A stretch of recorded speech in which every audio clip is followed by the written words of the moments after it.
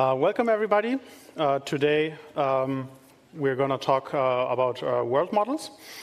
Very exciting topic. But before that, I wanted to give a quick recap from the midterm feedback that we received.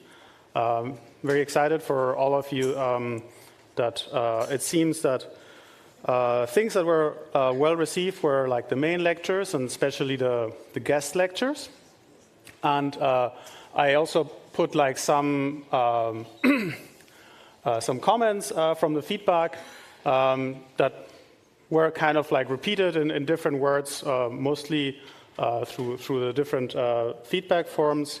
But yeah, I think in general, it seemed that people criticized a little bit that the paper presentations on Monday were a bit rushed and sometimes difficult to follow, and so forth.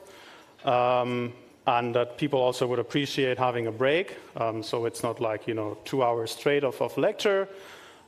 So we will try to improve this. And some people also said that more credits would be deserved for the workload. I originally requested more credits from ETH, but that's the university didn't feel like more credits were deserved, so that's not my choice. But we will try to improve things because we agree with a lot of the feedback that you gave. And so we will move one additional paper presentation from the Monday slot to Thursdays in order to create a bit more time. Because also a lot of people said that they also wanted to have a little bit more time devoted to the main lectures. And so we will try to achieve this starting today. I will either talk a bit longer or the same as before. I'm not sure. Let's see how it goes. We'll try to make a break in between, after the main lecture, before starting the first paper, and then with the guest lecture from today. Before we start, I'll also briefly touch upon the projects, because that's kind of now the very exciting things that we will start with starting this next weeks, right? The group projects. We already, all of you, participated in this amazing robot assembly exercise 2 weeks ago, and now we want to take all the things we've been learning so far in the course and train some policies for these robots, right? We will have 5 projects and competitions. I will briefly touch upon them, but they're also the TAs will provide also more details on the project. The key dates or the key information that is important for you to know is we will have a demo day on the main building on the 21st of May. And for each of these 5 projects, there will be some evaluation criteria on how points will be assigned for each team. And then for each of the 5 main projects, the best team will have the chance to do the demo of their project a week later on the 29th of May. To also selected robot learning VIPs that will be visiting ETH on that day, because that's like a workshop that also Mark and others are organizing in Switzerland on that week. And they will be inviting a lot of these people like Jan LeCun, Sharan, Jitendra, and so forth to ETH.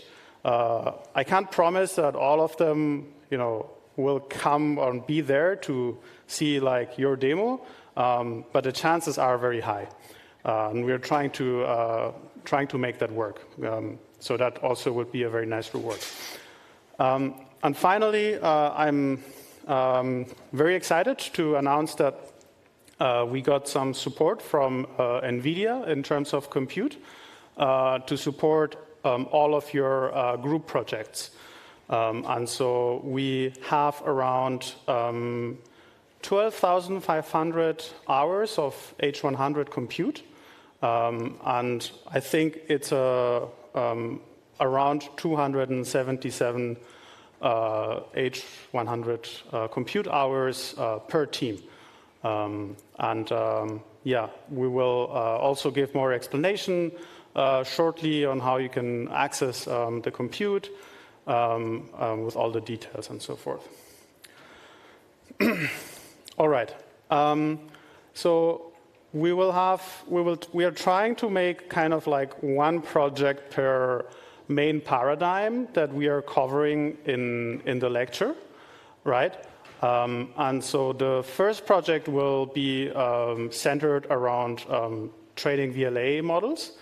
And so here, well, this is a little bit verbose, but essentially, like the evaluation criteria, as you can see, start with being able to do kind of like pick and place, simple, like for one object, like let's say a plastic banana. Then we will have kind of like a combination that's more difficult, where the policy has to do some reasoning to understand the task instruction, like put the banana into the 2-1 bowl left from the left or something along those lines, right? So that you actually also need to have some of the VLM understanding going on there. Yeah, then for the third criteria, we will do a version of the famous move coca near Taylor Swift task from the RT2 paper. But we won't tell you what images your policy will see beforehand. So that will be a lot of fun, deciding the images, I think. Yes, and then there will be a bonus for efficiency, so for the smallest model. Yeah. So that's the first project. The second project will be revolving around the world models. And here we will be basically pushing objects, because that's like a great way to kind of like learn dynamics of like how objects move when you apply certain actions to them, right? And so, yeah, in principle, the first task will be to push an object kind of in a straight line. This will be small objects, because like the SO101s don't have like a huge range. So we hope we can make that work in a meaningful manner. So it will be a little bit of a miniature object. Then we will have a harder version where there will be an obstacle in the middle. So you have to like kind of navigate around the obstacle to push your object to the goal. And then there will be a harder task where you have to push an unknown object. And the bonus will be for the policy that is most efficient in terms of number of pushing steps that it takes to push to the goal. Then there will be a third project more focused on reinforcement learning.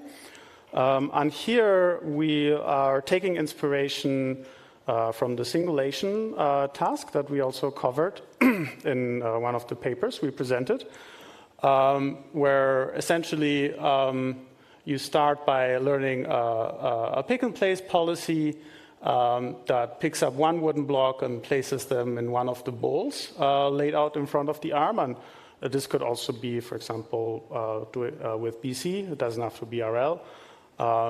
But like you have to somehow like bootstrap like your policy, and then you start learning how to singulate like 4 blocks that are together, and then also a more difficult task will be singulating kind of more blocks than 4.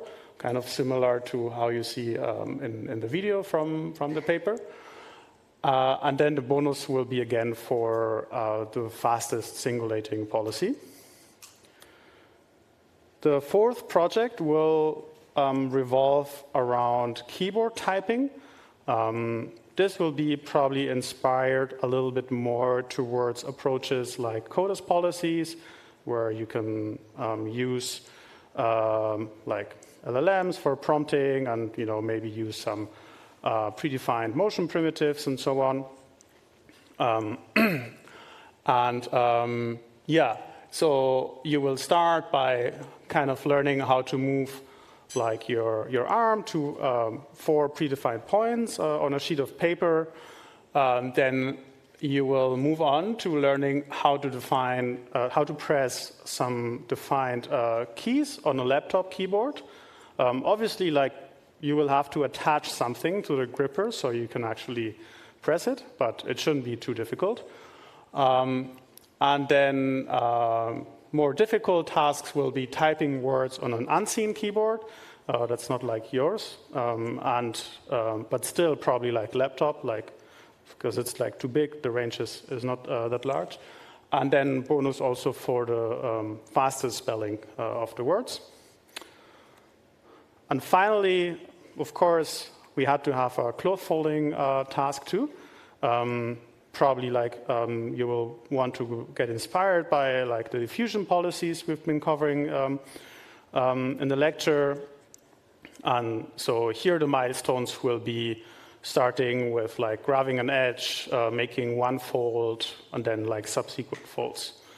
And the bonus will be for folding the full cloth and also for the fastest policy.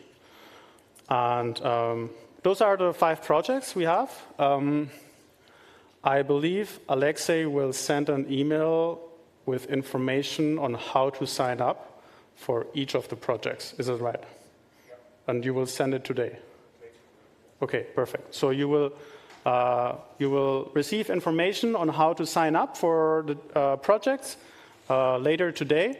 And also regarding the compute, you should also find receive information shortly. All right.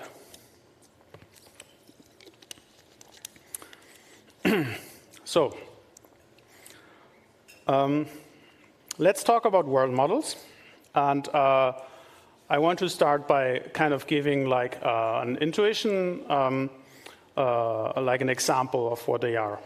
Maybe you have kind of heard this example before, but just to recap on like what world models are or why we are so interested in them is you can see this example from baseball, right? Where in baseball you have like a fastball that will arrive to like the plate in, let's say, around 400 milliseconds, and the visual signal that arrives from your eyes to your brain takes around 100 milliseconds.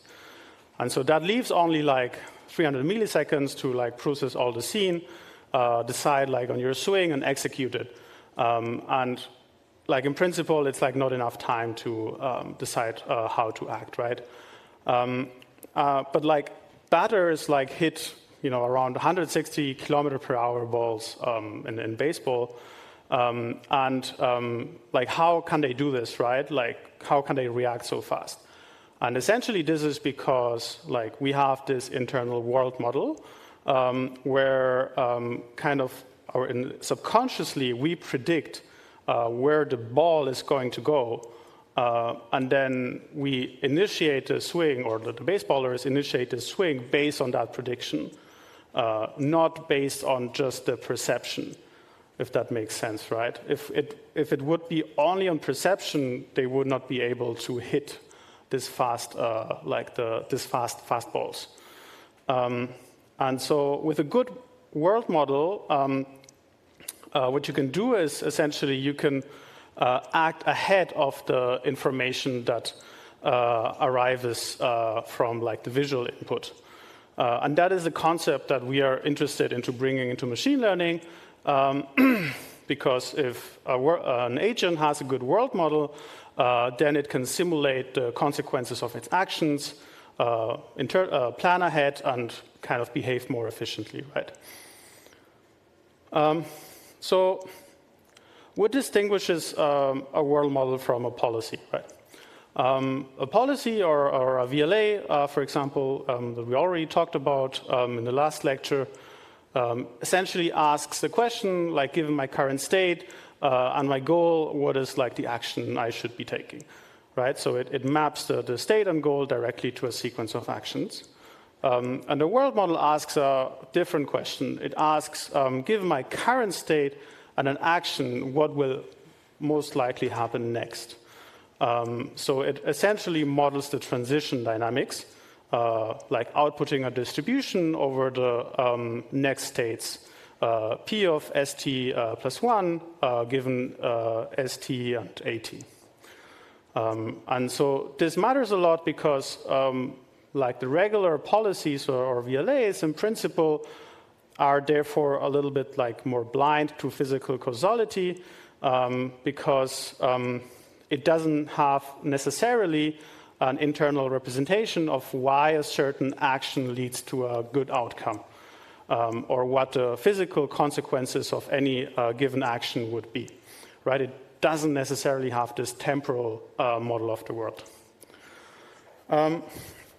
So why do we actually want world models in robotics?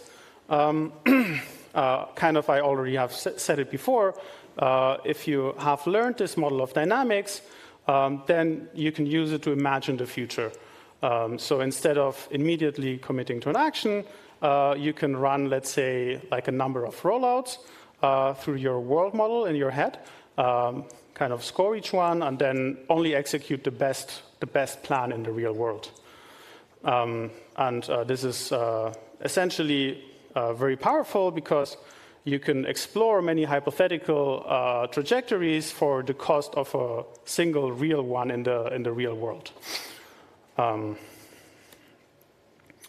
Another way to think about this is because, like, you can be like, okay, this sounds a lot like a simulator, right? Like, you can take your Mujoko or whatever simulator, and why not use that? And so, essentially, a world model, you can think of it, an analogy is that it's a learned simulator, right? It's a data-driven like alternative to hand-engineered physics engines that we have been using traditionally.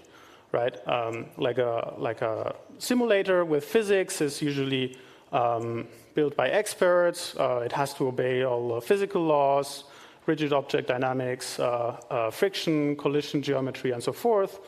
And it's like deterministic and fast, but only it's accurate to the things that have been modeled explicitly there, right?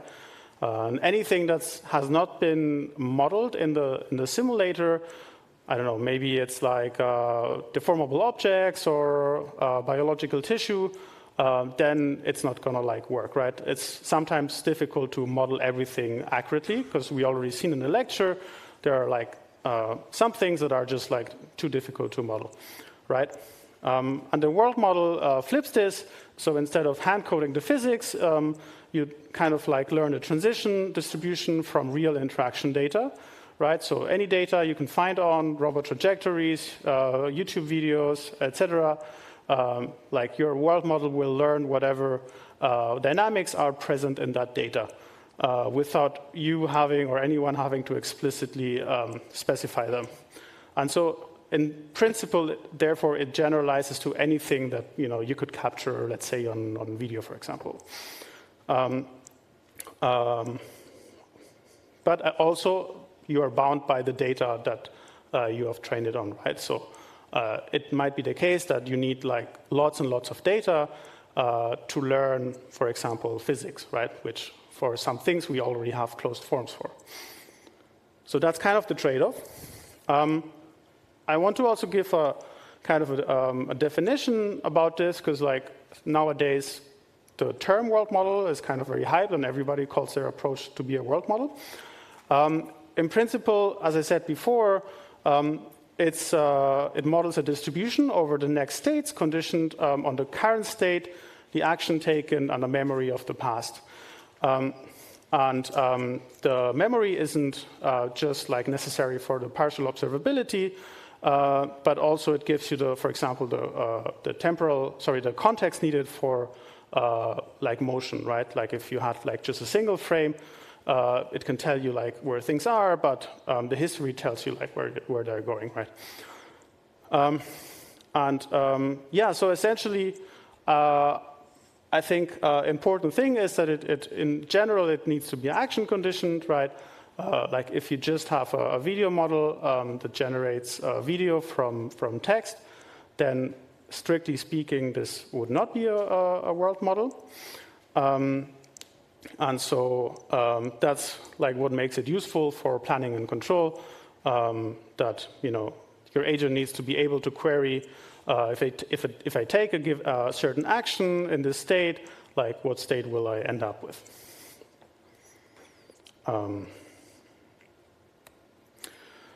Okay, so let's look at an early concrete example of an action-conditioned world model working directly in pixel space.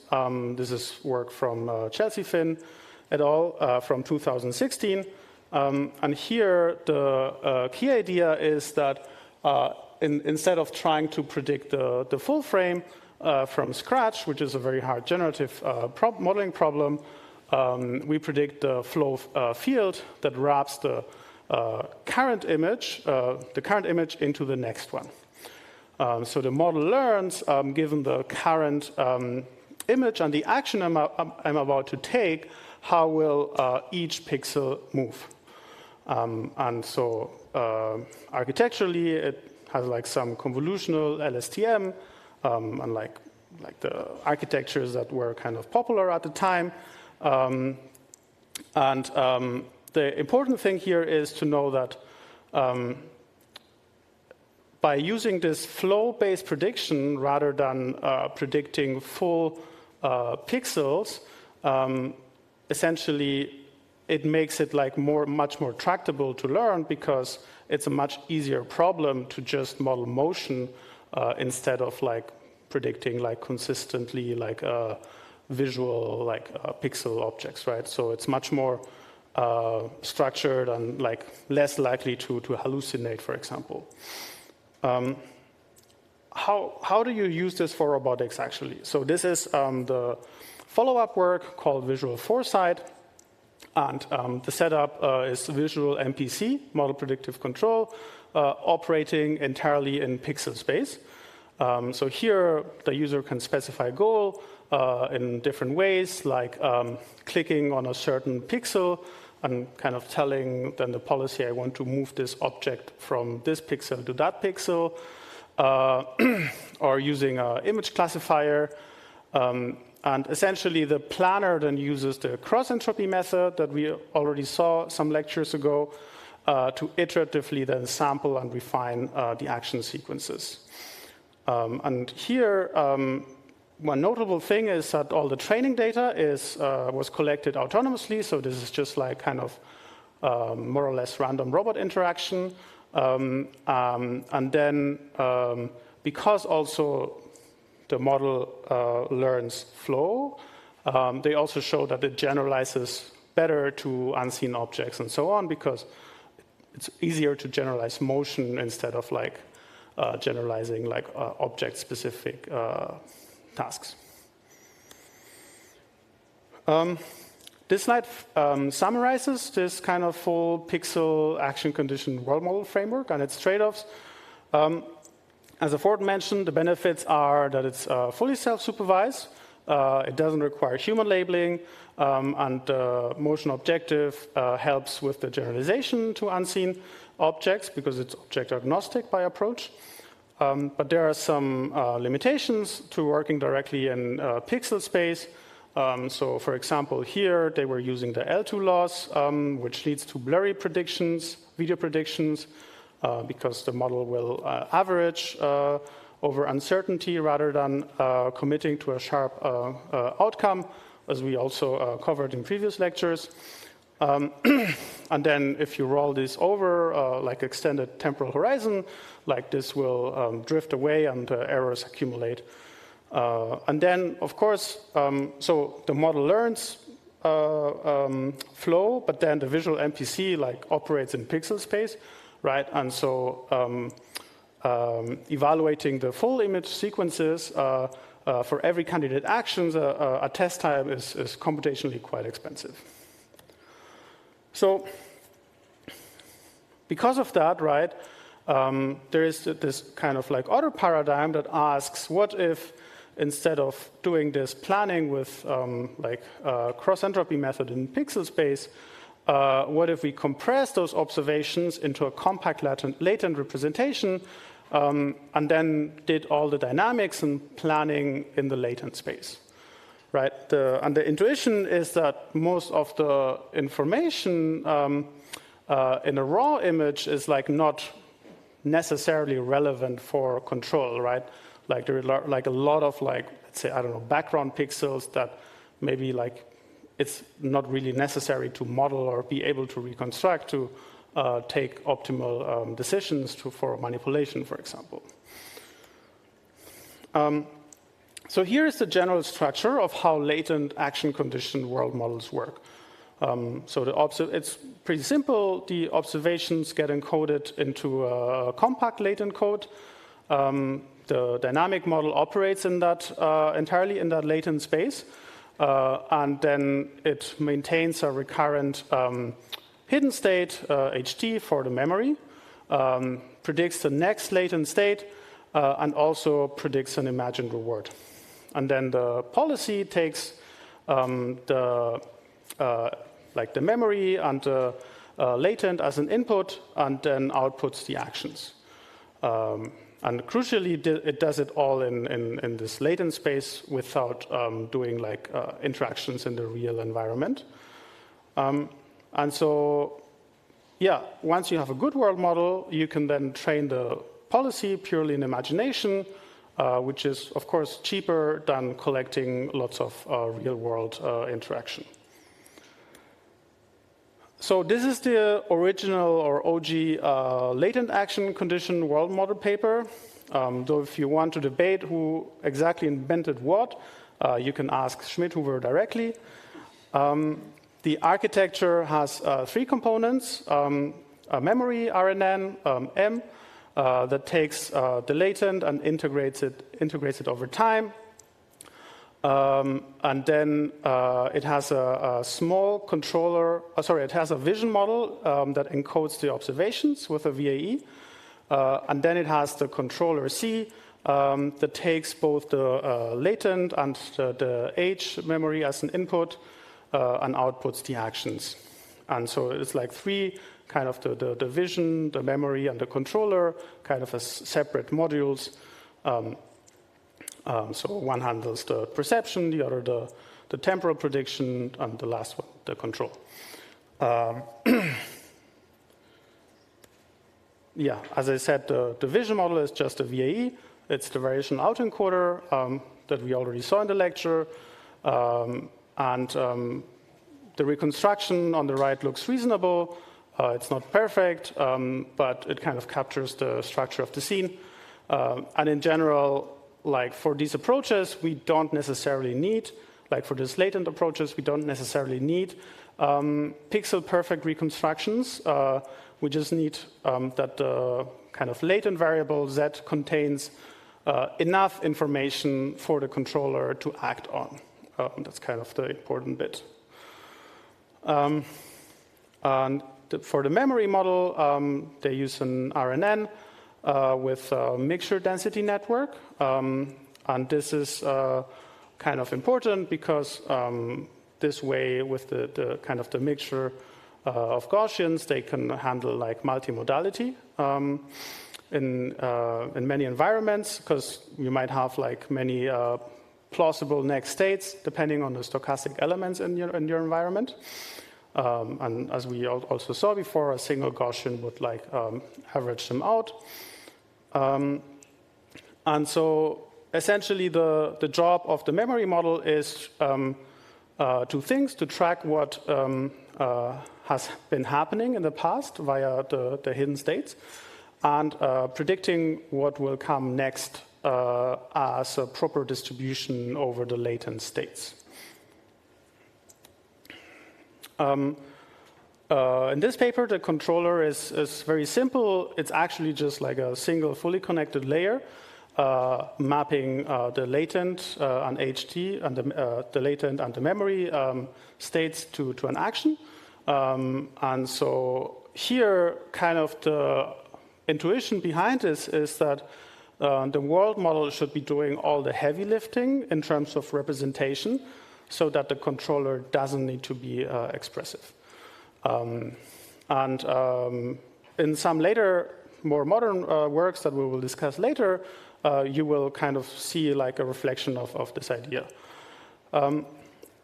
Interestingly here, this controller doesn't get trained with backpropagation, but a black box evolutionary optimization algorithm, which is essentially very, very similar to the cross-entropy method that we've seen before. And here, the reason for using a gradient-free method is basically that because the world model rollouts involves stochastic sampling steps that makes end-to-end differentiation a bit more difficult, they just like treat the world model as a black box and optimize the controller parameters directly against it. Here are some results. On the left, you can see how the latent dream actually looks like during training. And so you can see it's like blurry and kind of a bit abstract, not like a clear reconstruction of the environment, but good enough for the controller to learn from, right? So the car is like navigating mostly inside the tracks in this imagined world. And on the right, you can see a nice ablation of what happens if you remove, for example, the memory component of this approach.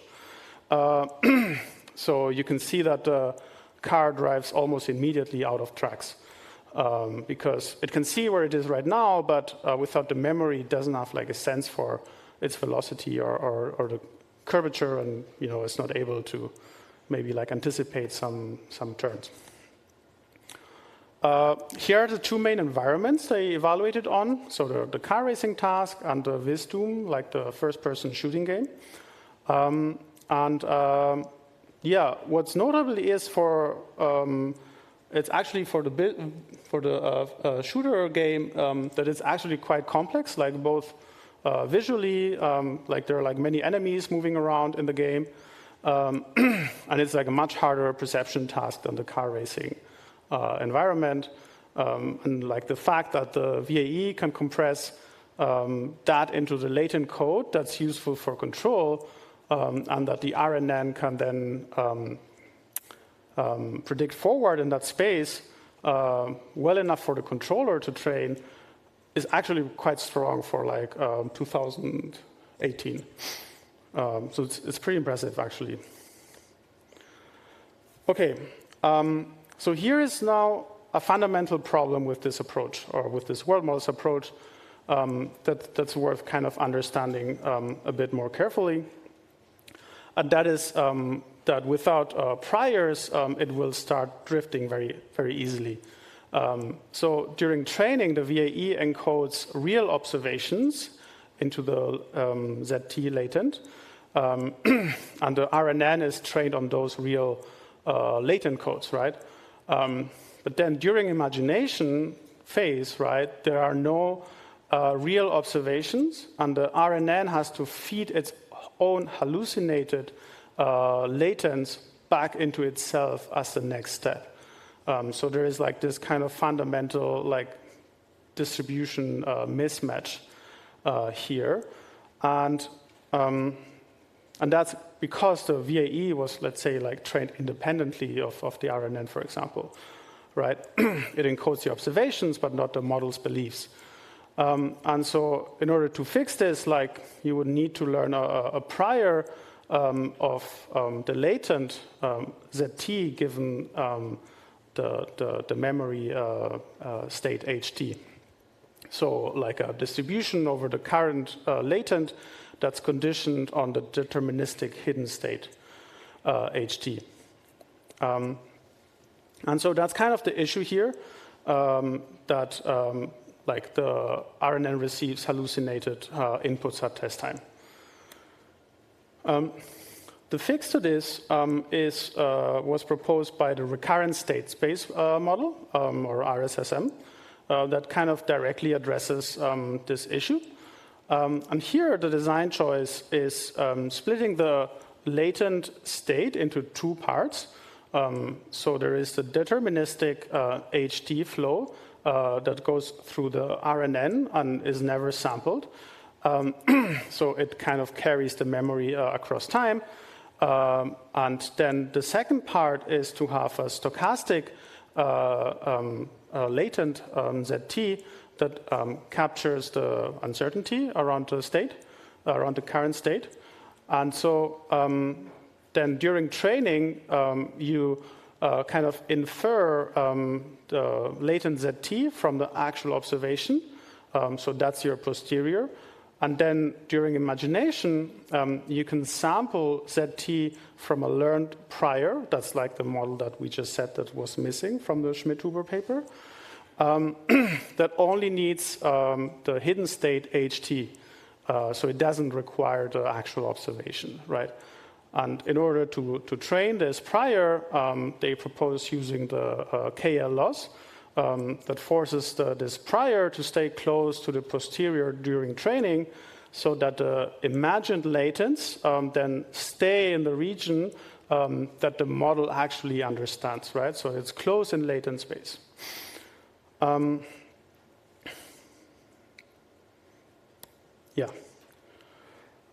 Here is how this works during imagination. So during this closed loop inference, at each step, the policy reads the current hidden state and latent and outputs an action. And then the world model advances. So the RNN updates the hidden state.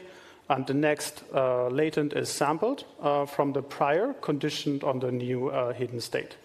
And so no real observation is needed anywhere in this loop. And then the imagined reward is accumulated over the rollout, and the policy can optimize against this. And here, like you can see again, like this deterministic path, right? So while the stochastic part, the ZT, is sampled fresh at each step from the prior, the kind of the RNN HT like remains deterministic, right? It doesn't get corrupted. So yeah, this is what makes it kind of work in practice to make it like the world model stable enough that you can roll out kind of very long behaviors and get a meaningful training signal. This slide here is the step from the Planet paper, or where the RSSM was introduced, to Dreamer v1. And the motivation is quite simple. So the paper we just covered still actually uses the cross-entropy method from scratch at every single time step. So it samples like thousands of action sequences, rolls them out, and refeeds the Gaussian and so forth. And that's quite expensive, right, to do this all at test time. And so the question Dreamer v1 asks is, why not, instead of doing that, kind of amortize the planning into a learned policy? So here they run the imagination rollouts during training, and then they backpropagate through the differentiable recurrent state space model dynamics and train an actor critic to basically internalize what the cross-entropy method was doing at test time in the previous version. So this way, at deployment time, you can now just run the policy, and you don't have a planning loop that's needed anymore. And so, yeah, and you still have the two training procedures where you first train the world model on, let's say, real data. Then you freeze the world model, roll out imagined trajectories in latent space, and then train the actor critic by backpropagating through those frozen dynamics. Okay. Daydreamer is a direct application of the Dreamer algorithm or paradigm to real physical robots. So it's the same kind of algorithm, same hyperparameters, just running on actual robots. And the key number here is on the quadruped, right? So 1 hour of real interaction is enough to learn walking on the quadruped from scratch. And so the world model basically lets you train for the equivalent of days in imagination from that 1 hour of real world interaction data. And that's kind of one of the appealing properties of this paradigm. The paper also has a couple of nice contributions to make Dreamer work on real robots or hardwares like asynchronous training and inference, like where the policy runs at a control frequency in real time while the world model trains in the background.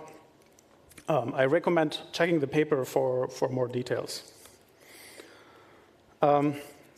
And so I think the best way to understand what we've been building so far is maybe like the scene from Matrix, the movie. If you have watched this before, there is this scene where like Neo dreams about like different martial arts, like practicing like kung fu, and accumulates like years of experience worth while dreaming, and then learns how to master kung fu essentially completely in imagination, right?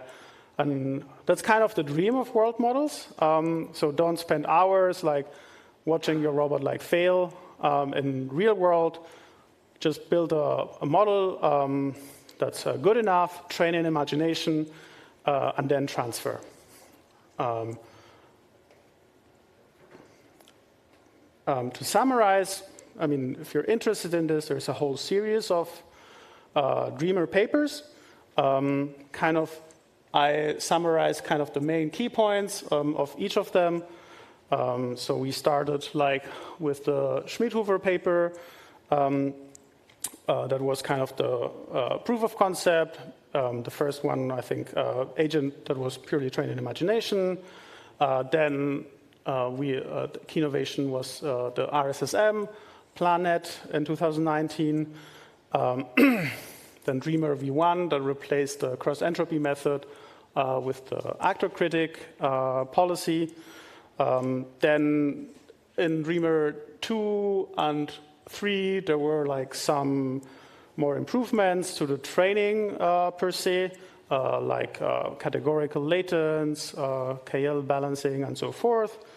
I think the Dreamer V3 was very impressive because it was the first one to obtain diamonds in the Minecraft from pixels, and this is like a very, very long, like over 20,000 actions, I think, that the agent needs to take to do this.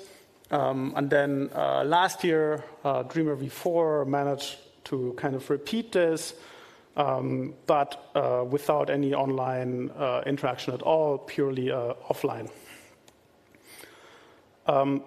Dreamer V4 actually introduces 2 important changes worth understanding, and that serve kind of as a nice transition to the next algorithmic framework. The first one is that here in Dreamer V4, the dynamics model is pre-trained on unlabeled video without any actions required. And this is done via flow matching, learning a history of the latents. And then you can fine-tune this with actions to get an action conditioned model. And so this decoupling is quite nice because it means that you can leverage more like videos and scalable data sources that you don't have necessary actions for. And then the second one, I think they replaced the hidden state of the recurrent neural network with a transformers KV cache. This gives your model much more expressive and longer range memory than a fixed size RNN hidden state. And And as I said, like they had very nice results with the Minecraft diamonds offline, and Danijar, they also showed that it works also in one of my papers, the SOAR paper, the data we collected here that was collected autonomously for a different project. So you can see that it can also model real robot videos. That's very nice. But there is a fundamental limitation with everything we've covered so far, and that is that the latent spaces trained for these world models, like Dreamer, are typically specific to a certain domain, right? So it's either Minecraft or DM control or some particular robot you're training for. And so the latents are like compact and useful, but they are kind of like specific to whatever environment that you are like targeting. And it's like difficult to transfer them. And so if we want a world model that understands the general visual world, like that we can learn, like we can throw at it anything, right? No matter if it's like internet videos, robot data, Minecraft, whatever, then like a small, like domain-specific, like model is not going to cut it. And this brings us to the next part of the lecture, which is about generative video models, right? So here, instead of a compact latent world model trained on one single domain, the question we are trying to answer is, what if we scale this up to internet scale video and learn a more general model of how the visual world actually works? And if we want to apply transformer-based generative models to video, before diving into any approaches, like we can also think about how we can tokenize this, right? We already covered like how to tokenize images before, and you might just think like, okay, I can just take my VIT, run this through each frame, and that's my video tokenized. But this runs immediately into a problem, right? And that is that it really explodes your context length. So 256 by 256 image with like the 16 by 16 patches we saw before will give you around 256 tokens per frame. And that sounds like fine. But if you multiply this by, let's say, 200 frames for a 10-second clip at 20 FPS, now you have like over 50,000 tokens. And that's kind of at the limit of the context length for GPT-4, for example. And that's only for a 10-second like video clip, right? So the challenge is like, how can we tokenize video in a way that's temporally aware and compact enough that we can fit it into a reasonable context window? And we kind of need to solve this before we can build generative video models that operate at any useful scale.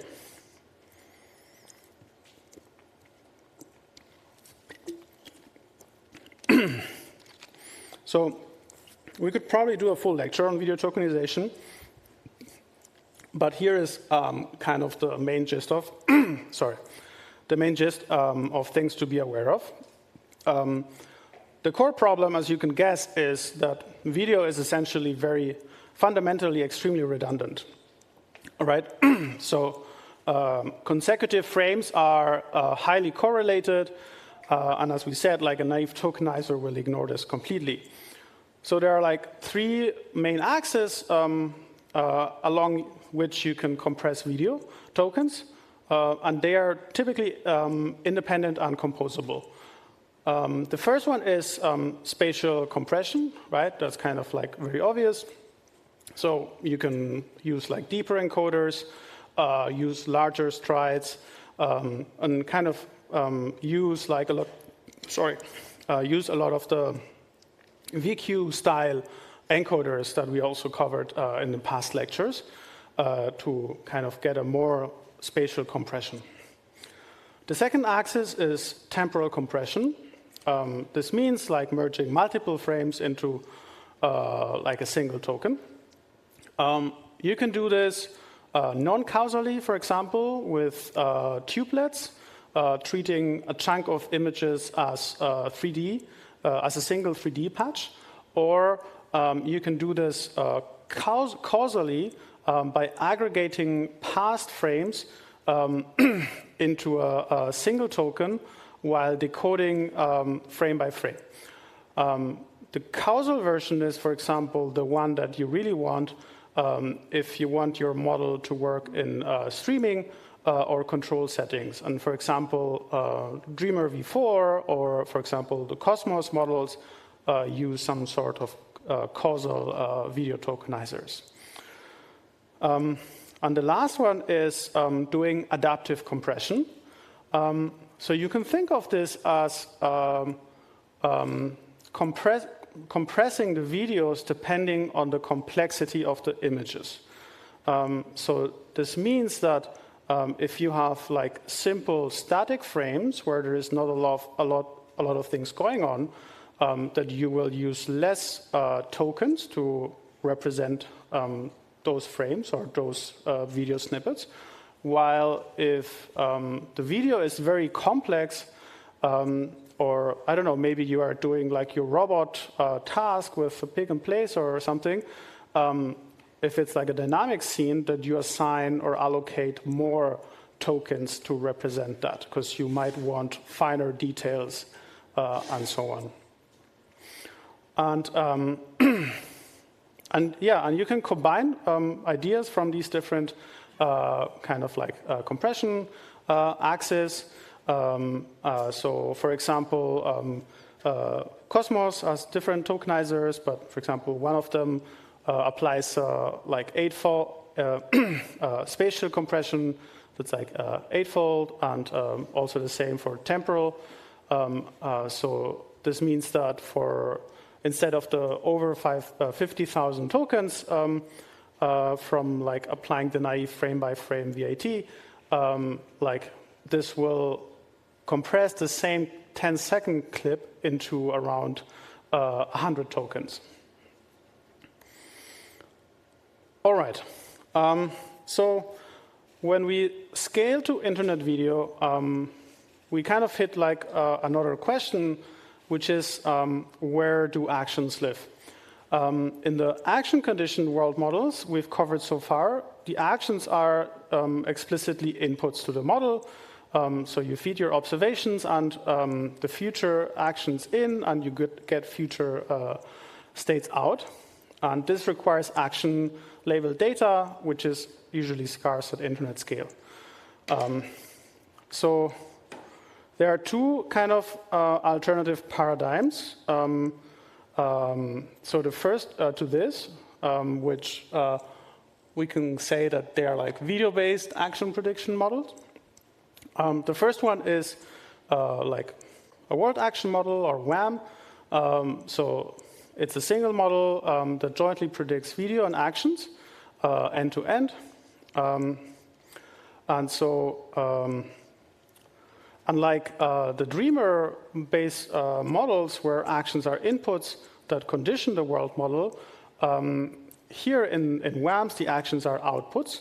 So the model generates a future video and predicts the actions that produce it at the same time together.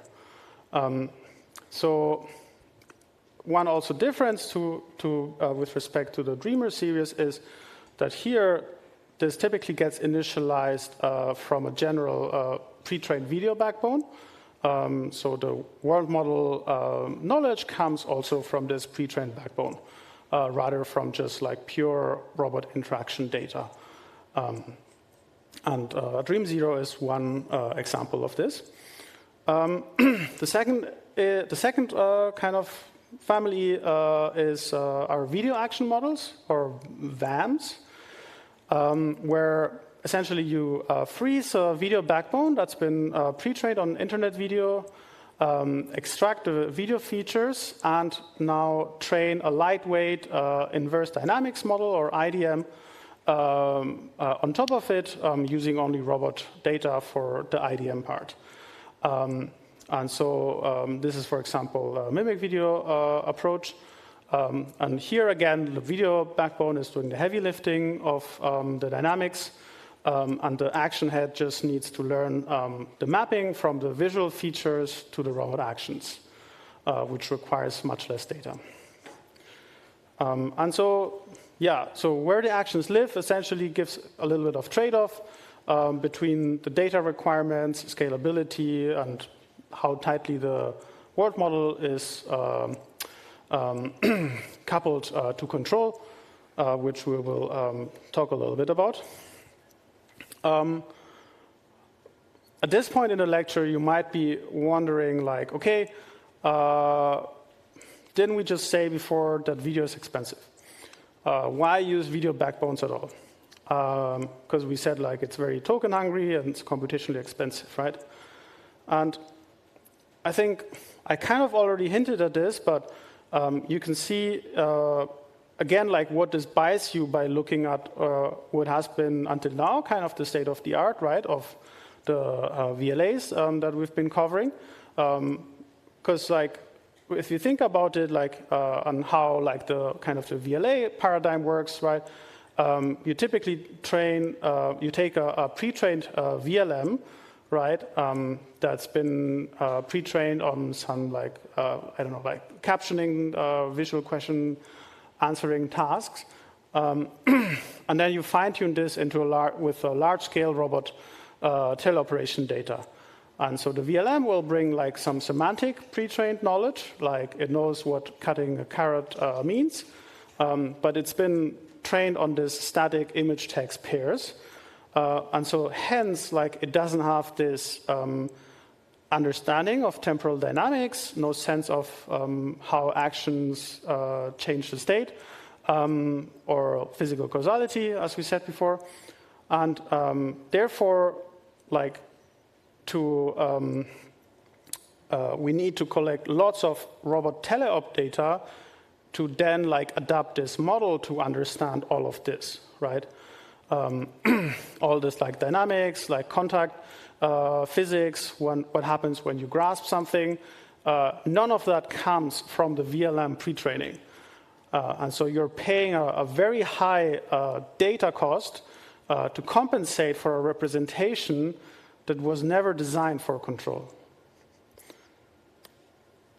And so instead, if instead of that we build on top of a pre-trained video backbone, we can now flip the recipe, where now instead of starting from a VLM that's been trained on this static image text pairs and hoping that the robot data teaches its dynamics, we can now start from this video model that's been pre-trained on large-scale internet-scale video data, right? So beyond semantics now, it knows what cutting carrot means. It also has now visual dynamics baked in right from the get-go, from the pre-trained model. And so it understands how things move and how actions cause changes in the visual world. And so this means that now the robotics fine-tuning task suddenly becomes much simpler because now you only need to learn control. So the mapping from the visual features to the robot actions, you don't need to teach the model physics from scratch. And so you will need way less data to get a good VLA, because the post-training is much more efficient. And this is exactly what, for example, we found out in this mimic video paper that I co-authored also with our TAs Jonas and Liam, who are also interning with me at Microsoft. And we coined this as video action models and found that it led to a 10% boost in sample efficiency compared to Pi 0.5 style VLA models. This slide gets at something fundamental about why the video backbone approach really works. The intuition is that, as I said before, like these video models really learn like both like image semantics physical dynamics and visual action plans all at the same time, right?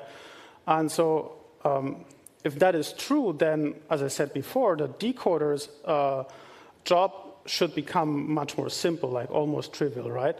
Like you will just be translating a visual plan into that's already implicit in the video representations into a low-dimensional robot trajectory. And so we did this Oracle experiment where we trained action decoders on top of different video representations, and where we saw, for example, that if we gave it ground truth latents extracted from future frames of like things that actually happened, then the success rate was near perfect, regardless of whether the backbone was fine-tuned on robot data or not. So this means that the pre-trained video model backbone alone already provides representations that are rich enough to decode perfectly actions with minimal robot data. And the gap between the Oracle performance and the predicted, the actions predicted from the non-Oracle frames shows you exactly where the bottleneck is, right? So it's the video prediction quality, meaning not the action decoding part. So this means that the path to better robot performance in this family, in this paradigm, is very straightforward, like is just to build better video models. So as the video models become better and approximate the Oracle, also the downstream performance will improve. Okay, I don't have that much time, so I will go a bit faster. So in this architecture, we use the Cosmos Predict 2 as the video backbone, which is this pre-trained generative model. And rather than, maybe one thing that's interesting is that rather than generating full video at inference time, we use a partial denoising strategy where we run the video backbone forward only to an intermediate flow time, and then extract the latent visual plan from that point to condition the action decoder. And also, a key decision choice was here that the video and action components, because they are both trained with flow matching, they have independent flow schedules. Yeah, there's some results. We already covered this. As I said, we don't have to predict, we don't have to reconstruct the video at test time, but just for visualization, that's how it looks on the right. And then Dream Zero takes the world action model approach we described earlier, this joint video and action prediction, into a single model without a separate IDM decoder. So here, this is and we have today also, as a guest speaker, Scott Reed, who is a co-author of this paper. Maybe he'll talk a bit about this too. So here, the architecture is a single causal DAT that takes the video latents, noisy action tokens, proprioception, and language as input, and then jointly denoises both the video and actions using flow matching with, again, teacher forcing during training. So here there is no real separation between the world model and the policy, because it's like one model predicting both at the same time. And at inference, the model runs autoregressively. It generates chunks of future frames and the corresponding actions together autoregressively. And it uses, again, a KV cache to make this a bit more efficient. That's actually one of the nice things of this kind of approach, that unlike in pure video generation settings, because this is now a closed loop setting, this allows setting ground truth observation to replace the generated frames in your KV cache after each action execution, which allows you to bypass the compounding errors that are usually inherent to pure autoregressive video generation models. And they also have tons of cool engineering contributions to make this also work at real time with a 14B parameter model. So yeah, that's also recommendable to check out.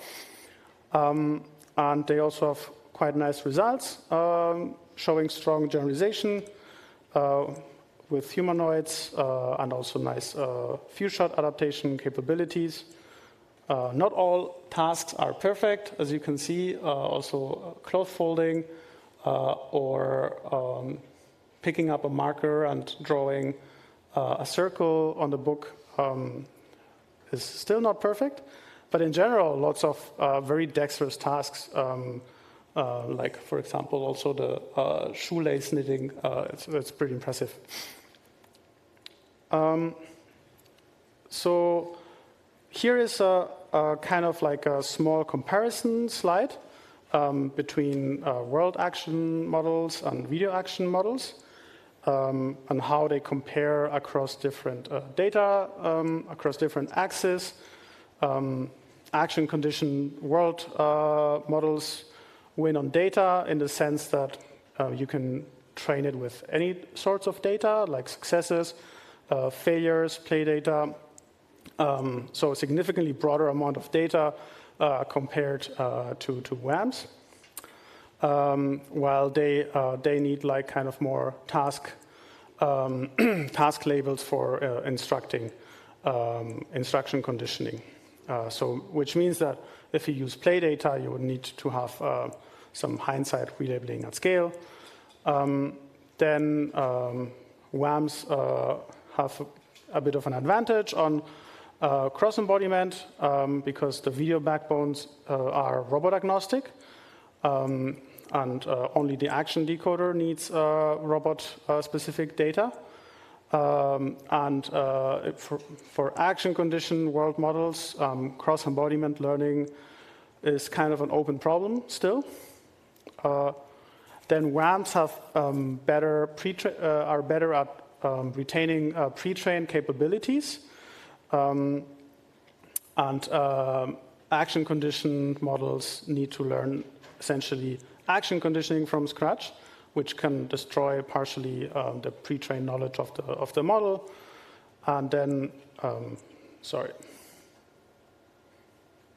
And then the action conditioned world models kind of have the advantage that they can, at least today, go beyond pure imitation by also doing RL in imagination, which we still haven't seen for the other paradigm.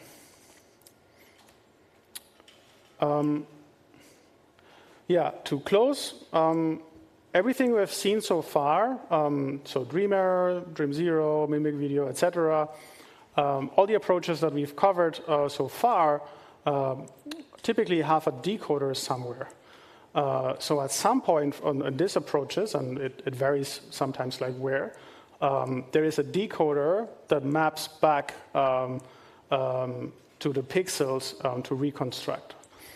And there is a kind of a fourth family of algorithms that kind of asks the question, do we even need to predict the pixels at all? And that's kind of the question that the JEPA framework tries to address, where the idea is that instead of predicting what the next frame looks like, you just predict what the next frame's embedding will look like. So you encode the current frame, predict the next latent given your action, then encode the actual next frame with the same encoder, and minimize the distance between the two latents. So you don't have any reconstruction, no decoder, no pixel loss. And the appeal is like obvious because now you're predicting in this latent space is also cheaper, and you're not wasting any capacity and trying to model all the pixels. But of course there is a catch in the sense that if the encoder maps every frame to the same vector, then the prediction loss is trivially 0. And that is this kind of representation collapse, and this kind of central problem that this JEPA family has been trying to solve over the last years. This is kind of this fundamental challenge to any self-supervised method that doesn't reconstruct the input. And so there are then a few different approaches that address this. Like VJEPA2 uses an EMMA target encoder, so a slow-moving copy of the encoder that the predictor must kind of chase.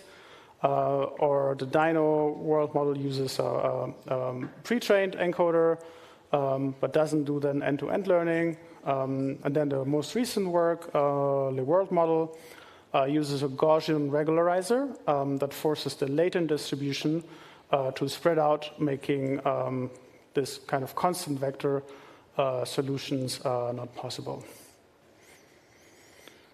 And yeah, so to put everything together for today's lecture, we started with this formula, predicting the next state given the current state, actions, and the memory. And then all the approaches we've covered today have provided kind of a different answer to the same question, and they differ in terms of how you represent the state, where the actions live, and what kind of data we can use. And I guess I'm way over time, so yeah, I'll leave you with that. Thank you.